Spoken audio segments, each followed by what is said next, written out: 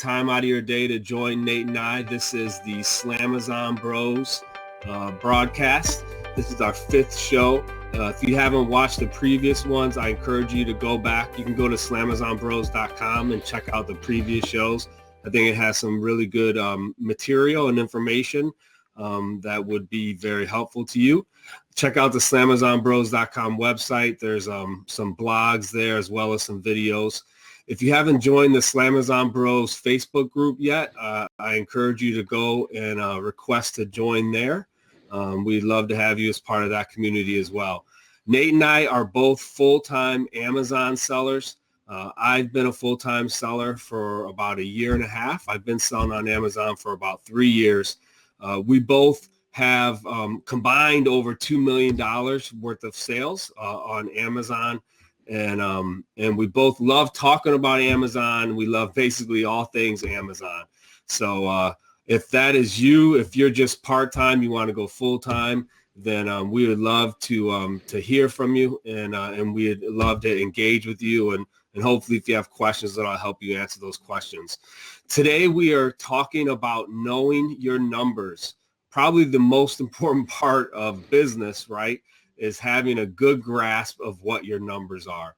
I'm sure you and I both know businesses that have lost track of their accounting, and usually it doesn't end up well.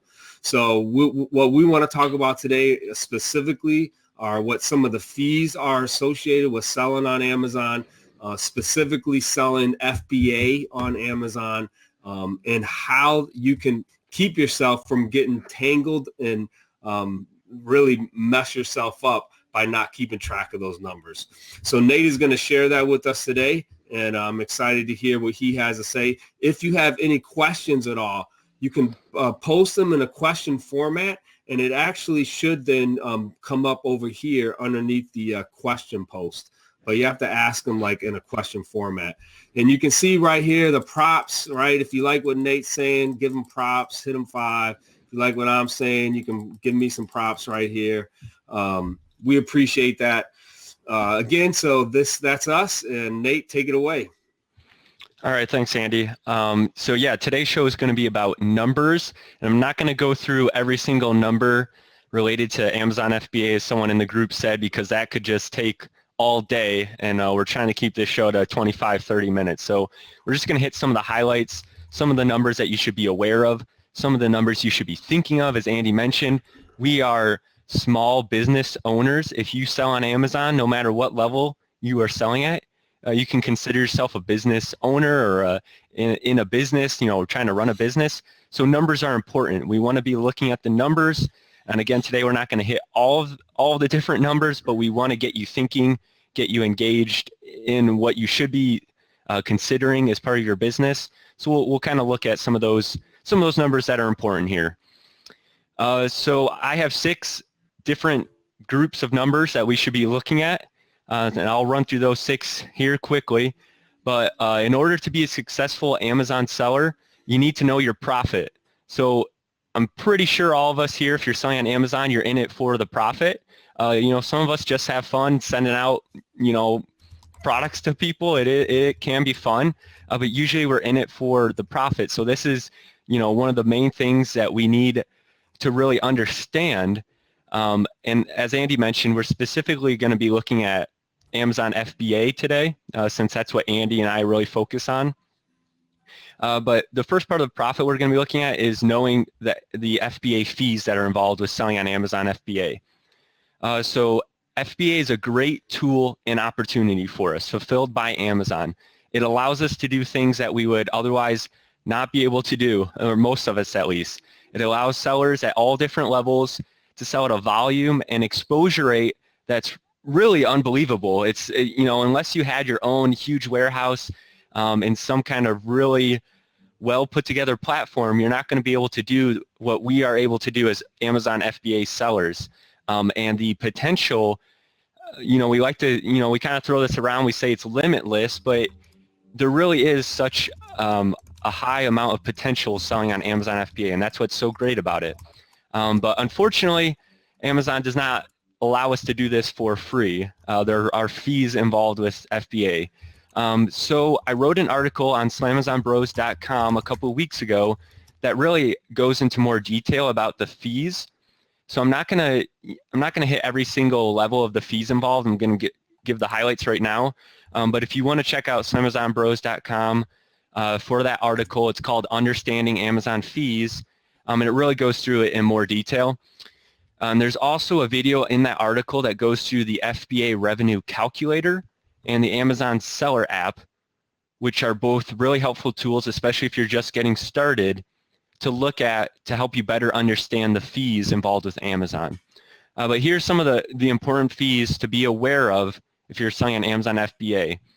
The first one that's kind of easier to understand because it's usually it's a basic number and it's not too hard to grasp, is the referral fee, which is usually 15% for most categories. It's higher or lower for a couple of categories, which you can see in that article, but it's typically around 15% for most categories. So you want to be aware of right off the bat, whatever you sell your item for, you're going to have a referral fee on that item. Basic to all Amazon selling is a 99-cent per item fee if you're an individual seller. So most people are aware of the individual versus professional selling plan. If you're an individual seller, you have a 99-cent per item fee. That's for selling FBA or merchant fulfilled. And that fee is waived then if you're a professional selling plan, but then you're paying $39.99 a month to be on that professional plan. I have that in the article as well if you want to check that out. Another fee is the order handling fee, which is for most standard size non-median items. It's a $1 fee. It's $0 for oversized or media categories, but that's another fee to be aware of. It's just a flat rate, $1. The weight handling fee is based on the weight and size of a product, and this is one that can really be a killer for people that aren't aware of FBA. So people that just starting out, I think the weight handling fee gets to them. It's kind of a surprise for a lot of them. They think they find this great product that is selling for twice as much what they bought it for, or 3 times as much, and then they come back and they say, "Oh, there's a $10 weight handling fee. This is crazy." But it's a 4 foot tall, 50-pound item to have, or whatever. So that's one that you really have to use the calculator for if you're not already a expert Amazon seller, been selling for a while, and aren't aware of what those weight handling fees might be. You really want to check that out on the calculator or some other app or tool that allows you to see the breakdown of the FBA fees. Another fee that's involved with FBA is the storage fee, and I call this the silent margin killer. The FBA revenue calculator estimates a 1-month storage fee, which is can be accurate, might not be accurate. But for many items, I know for myself, I don't know about you, Andy, but many items I have are in the warehouse longer than a month. Does that go for you as well? Oh, yeah, absolutely. Especially being a private label seller like Andy, he's most likely going to have more than a month's worth of inventory a lot of times. So if you're calculating your inventory, you may want to sometimes assume a little bit more than a 1-month storage fee, unless you're really into a fast turn model where you like to get products in and out really quickly based on maybe a good rank or a high rank, or you sell at a volume that really moves those products quickly. You may incur more than 1-month storage fee.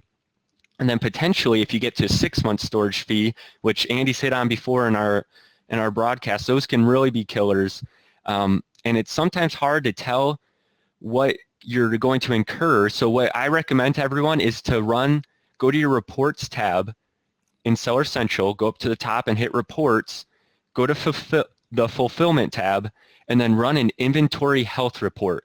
This is going to give you estimated 6-month storage fee. It'll tell you how long your inventory's been there for each individual SKU, for each item you have, and know what the potential storage fees that you're going to be paying.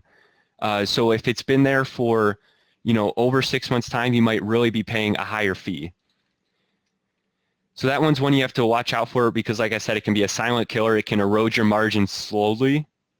And yes, we had someone say that you only incur those 6-month storage fees in February and August. That's true. It's only twice a year that you run into those fees. So you really have to, you can even wait sometimes before February and August, but you definitely want to run that report before that time. And sometimes people have to recall some items if it's going to hit a fee that's just not worth it to them, basically. Nate, can you give us how you get to that report one more time? You go to reports. Sure. Go to Seller Central. Yep. You should see reports at the very top, and then go down to fulfillment, which is the fourth down if I'm looking, fulfillment. And on the left-hand side, you'll see the inventory health report. If you run that, I recommend opening up in Excel if you can. It's the easiest to view it. So you open it in Excel, and there's a bunch of information on there, so it's kind of hard to read it at first. But once you look through it and organize it a little bit, you'll see that it tells you how long each of your SKUs has been in the FBA warehouse. And then you can see if it's been there between 0 and I think 0 to 60 days, 60 to 121. I'm not sure the dates exactly, but it tells you, I think every 3 months, what that inventory looks like in there. So that's definitely an important one to be aware of, the storage fee. And the storage fee can be a +1 for the fast turn model, moving those products quickly, because you don't have to worry about it as much if your inventory selling within a day or a week or two of getting there. So that's the first part of knowing your numbers, selling on Amazon FBA, is you have to know the fees involved. There's a lot of groups and courses out there that really push the selling part of Amazon, get this product out there, sell this, and they don't talk about the fees and some other things involved with selling FBA. But you really need to know that as part of the whole picture. You can't just know, what sells and how fast it's selling. You need to know also, the bottom line. So the next set of numbers I say that you need to know is know your margins. So you might not have to, depending on how wide and deep you go on your products, you don't have to do this for every single item that you sell, but it is important to know your profit margins, your gross profit margins, your net profit margins. And to calculate those, you pretty much, for the gross profit margin, take what you sell your item for minus what you paid for it, and divide that by what you sell it for, again, your revenue. So if you bought something for $60 and sell it for, buy it for $30 and sell it for $60, you would take 60 minus 30 divided by 60 for a 50% gross profit margin. There's a lot of tools out there that can help you calculate this. And again, this might be a little too detailed for people to do for everything, but you really want to be setting either a goal or looking at this periodically based on your total sales, your total cost. And more importantly than that even is the net profit margin, which includes your fees as well. So to do that, you would just take what you sell it for minus the cost of goods minus the fees, and then divide that by your total sales or revenue. And that really is going to help you. Every small business, large business out there pretty much runs some kind of numbers that shows their profit margins, because again, that's what we're in business for. A lot of people are kind of just shooting at the hip, and they know, I make some money on Amazon, and you ask them how much money, and well, they might not want to share with you how much money, but if they do, they might not even know themselves. So the reason they might not be sharing with you is because they don't know. They might be making 20% margins, might be 30% margins.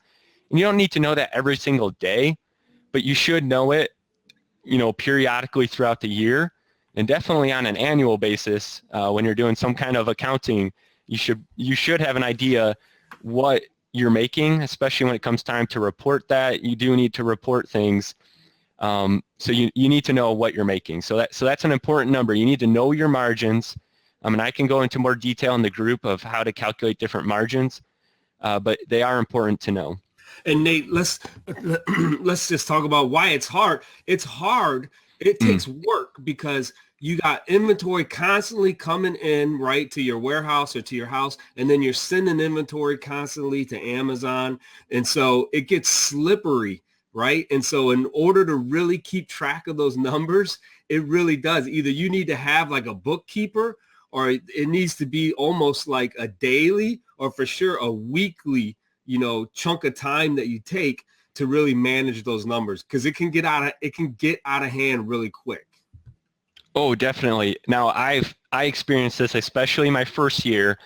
In the first couple months especially, at first I was tracking like on a per sale basis, selling my Amazon FBA, which sounds funny now, but I would literally go in and look at every single sale because I was only having, you know, one or two a day, a couple a week, and it was fun to look at it. Now I look at my sales, especially in December or something, it's like, oh, no way you could look at every single sale if you're selling at a high volume. So yeah, you definitely, it takes work. There's tools out there that can help you, but it definitely is important, as we said, to look at it, and it's really important to get on it early, because if you do let it slip behind, it can be hard to catch up, and you don't want your business to go too long without knowing how you're actually running things. So yeah, that's definitely a good point to bring up, though. It can be tricky. So next, the next group of numbers you need to know, and this goes in with the last thing we were talking about, was knowing your cost. So, most people know what they sell at. I'm a $1 million seller, or I'm a $100,000 seller, but it's a little bit harder sometimes to know your cost. That can be both the cost of the goods you sell and also just your business expenses. So this is really important. Now, neither Andy or I are accountants, so we can't help give you advice on deductions or accounting per se, but we know that it is essential to your business to understand or to track your business costs. So computers, printers, ink, supplies, phones, mileage are just a couple of the things that you really should be at least tracking or have somewhat of an idea of what you're spending on these per month or per quarter. Even if you don't know, again, every single thing, but as far as cost of goods sold per quarter, you should know your business expenses pretty frequently. You should be tracking those and have a good idea of those, because those really affect your bottom line when it comes down to the end of the year or end of the quarter. So those are definitely important costs. They're also important when you're checking your net margins, because the net margins factor in the expenses involved. So don't just let some of those costs that you might think are silly or minuscule go by, because they really add up. So you might be thinking you're making a killing off a product, but if you figure out that you're actually, running around 100 miles a day to find it, and after all the poly bags and ink and all the other costs, the margins might be lower than you're thinking. Not to say you shouldn't do it, but it's important to know what those are. And then part of the cost as well is cut the costs when you can. So this can be difficult at first when you're starting off the Amazon FBA to cut your cost, because there's so many things that you need. You feel like you're spending more than you should, and definitely when you're first starting your business, you need that boost of supplies and other business expenses. But once you get things going, you really want to be looking at cutting your costs, or at least making them more lean. And if you look at businesses that are established, that's what they focus a lot of their time on, is making their business more lean and mean by cutting their cost and being efficient, and looking at ways that they can really improve their bottom line.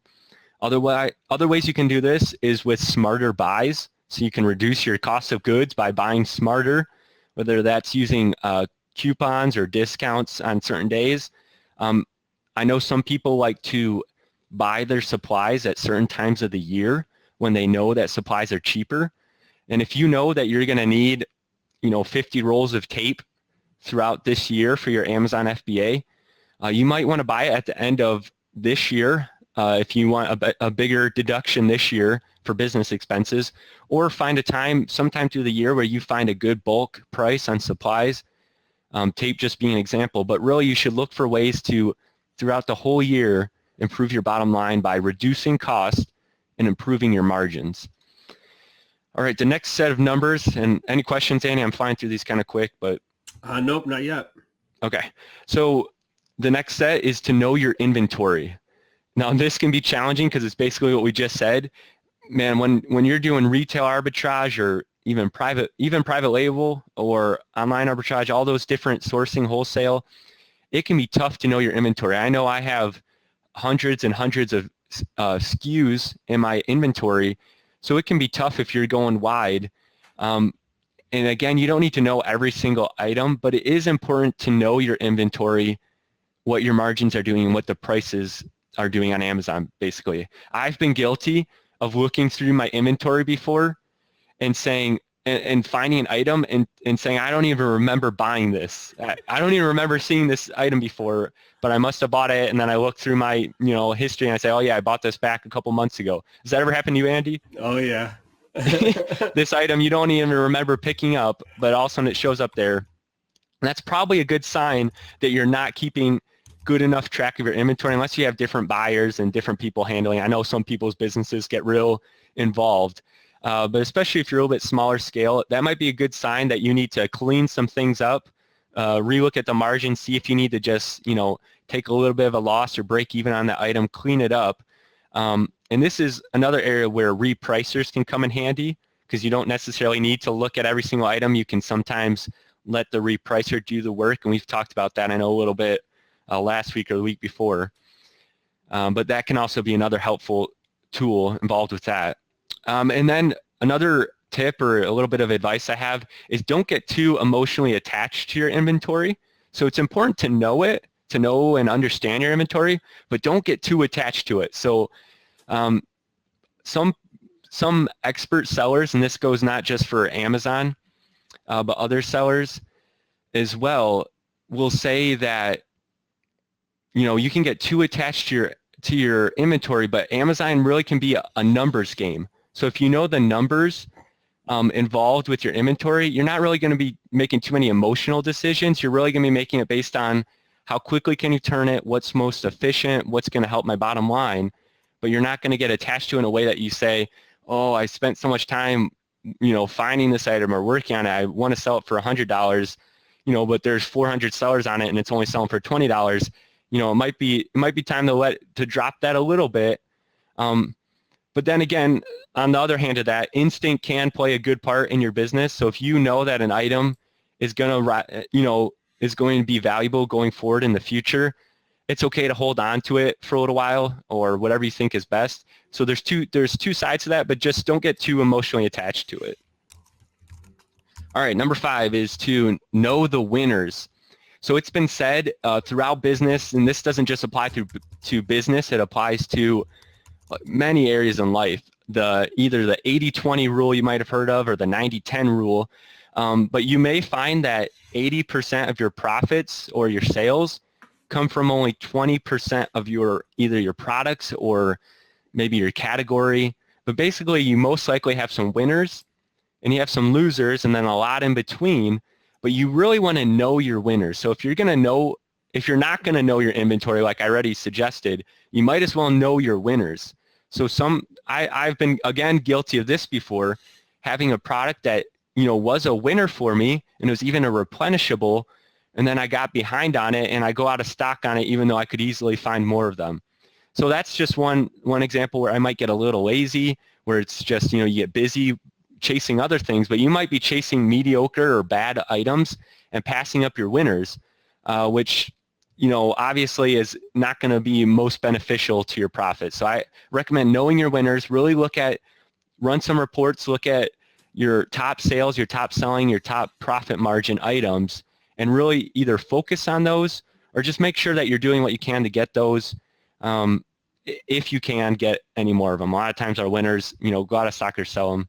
Anything to add to that, Andy? Yeah, definitely. Yeah, totally right. And when you get those winners, and this is what I did recently, I was trying to diversify too much, and I started neglecting my top selling products. So what I did is I stopped diversifying and I started bundling and basically multi-packing my top selling products. So I added more SKUs, to the products that were getting the most looks and the most sales.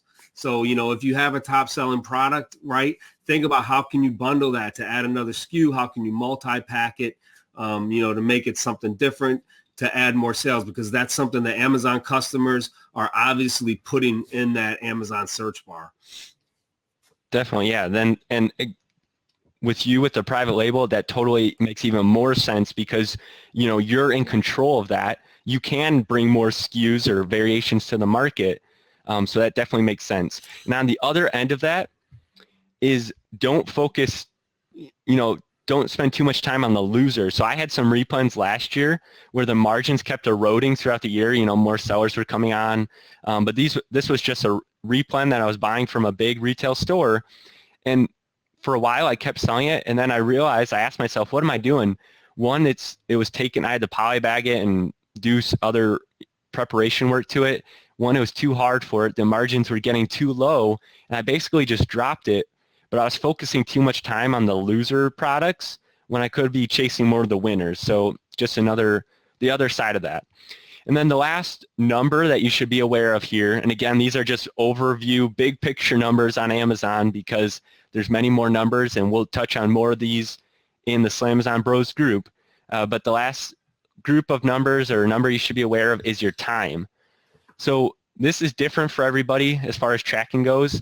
I don't really track my time as far as hourly or weekly, but it is important to have an idea of what you're spending time on as far as your business goes, what areas or aspects of your business. You don't have to track it hourly, but you should have some kind of idea of how much time you're putting in to each area, and if you can be more efficient with your time or improve your time. So now, time is one of our most valuable resources, and it's easy for us sometimes, though, to give that up by not making efficient choices with our time. So you might spend too much time watching YouTube videos on how to sell on Amazon. So those can be good, helpful videos, but if you're spending too much time doing that and never actually taking action, it can be detrimental. So you should use your time efficiently. You should be sourcing. You should be watching videos that are helpful. You should be involved with groups that give you good, helpful tips, like Slamazon Bros and other great groups that are out there. But you should just have some sort of idea of how much time you're putting in to each aspect of your business, and then really just evaluate if you're doing it efficiently and if there's a way that you could spend your time better. So that was my 6 area of numbers on Amazon. I know, again, there's so much more details for each of those, which we can discuss in future broadcasts and in the group. But anything to add to that, Andy? Any additional tips you have? There's one question Molly has. I don't know if you have an answer for it or not. She says she ends up micromanaging SKUs, spends so much time on them. Do you have a favorite report that you like to run, and how often do you review it? So would this be for just seeing like how sales are going and how? Yeah, it sounds like it. Okay, so as far as reports goes, if you're just looking at individual SKUs, I don't know exactly what she's looking for, but I like the business reports as an easy overview. So if you go again to Seller Central, click reports at the top and go to your business reports, I really like that on a daily sales basis. And then if you go down on the left-hand side, you can see the by ASIN, the ASIN. You can really get a good idea of a lot of important metrics on this page. So you can see, one, how many sales you've had within a certain date range. So it defaults to a month, I think, but you can see the whole year or your entire sales history. Per item, you can see the sessions or how much activity it's getting on Amazon, the page views, what % of the buy box you have. I'm kind of just looking through it here, refresh myself. But I look at this one almost every day to see how my SKUs are doing. Now, this won't give you every single detail. So if you want more detailed information, that's when you have to go to the reports fulfillment again. Like I said, that inventory health report. And there's lots of reports on there. I'll have to go through those reports in more detail in another session just because there's a lot of them and they can take time to go through. But as far as people start getting into the basic overview of their SKUs and their business, I do the business reports. I think those are really helpful. All right, excellent. Yeah, that's the one that I use the most, and I generally I look at it to see like how many units I've sold, and then also I like to see the cessation percentage, so I can see what of my SKUs are getting the most views. Who's clicking on them the most. Definitely. So I saw another question talking about holding back inventory basically for next year so that you reduce your income taxes for this year. Like you mentioned, I think Molly asked that one too. Andy and I aren't accountants, so we can't give advice on that. But I've actually thought about that myself. I have some products that I'm pretty confident are going to be good sellers into next year. They're not seasonal for Christmas. or the holiday seasons. So I have a good feeling they're going to sell into next year. I've considered myself holding some of those back in order to reduce income taxes this year and, help or boost or have some kind of hedge for next year. For the most part, I think you want to sell your inventory when you can. You don't want to hold too much. If it's not part of your strategy, if you're going for a long-term hold strategy, then okay. But if it's not your strategy, if you're just doing it just to hold it, I think you usually want to sell your items when you can. Take advantage of this time of the year when products are just flying off I guess not the shelves, flying off the product listing pages on Amazon. Take advantage of that when you can. But that could be a strategy if for some reason you felt like it would help your business. That's more of an individual basis though. We have a question here about selling your own products. Any tips for getting noticed? Yeah, there are tips for selling your own product. I'm thinking you're talking about private labeling. Andy gives a lot of those tips in his course. I know one of the tips, you can use the pay-per-click ads on Amazon is a good way to get exposure to your products. And another way is to get reviews for your products. Again, Andy really goes through that in detail in his course that's designed for selling your own products, but that's a good question. All right, great. Well, hey, you guys, we're going to wrap it up. It's 2:30. Thanks a lot for hanging out with us again on this Wednesday afternoon. Again, if you're not part of the Slamazon Bros Facebook group, I encourage you to go over there, request to join. You can check out our website, slamazonbros.com. Yeah, Merry Christmas to you, Kelly. Merry Christmas to everyone. I'm not sure if we'll do a show next week or not, but this is our 5th show. You can go to slamazonbros.com and see all of our previous shows. They are there at the website. All right, so you guys have a great rest of the week. And we'll see you next time we do the show. All right. Thanks, you guys. Thanks, for hanging guys. out.